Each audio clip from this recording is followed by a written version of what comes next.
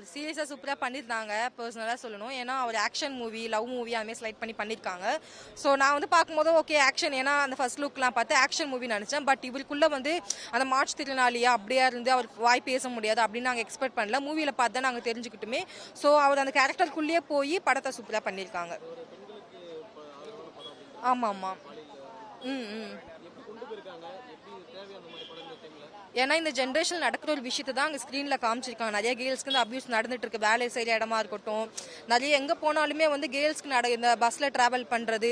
So அது ரிலேட்டடாக இங்கே எடுத்திருக்காங்க. அதில் வந்து தேர்ட் பர்சனை மர்டர் பண்ணியிருப்பாங்க, அவங்களுக்கு ப்ரைவேட் பார்ட் இது பண்ண மாதிரி. நீங்கள் சென்சார் பண்ணாலும் ஓகே.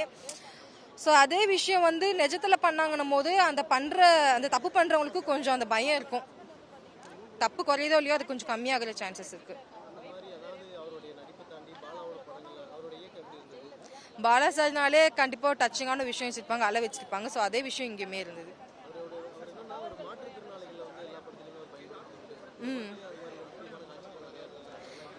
பிகாஸ் வந்து நார்மல் ஹியூமன் தாண்டி அவங்களுக்கு வந்து அந்த ஃபீலிங்ஸ் ரொம்ப இருக்கும். அதில் கூட விஷயம் சொல்லியிருப்பாங்க. எங்களுமே மார்ச் திருநாளைக்கு தான் அவங்களோட கஷ்டம் என்ன புரியுன்றதை அங்கே கொடுத்துருப்பாங்க. ஸோ அது ரிலேட்டடாக எடுத்து ஓவராலாக சூப்பராக இருந்துச்சுன்னா 10க்கு 10 கொடுப்பேன். 10 ஆஃப் 10.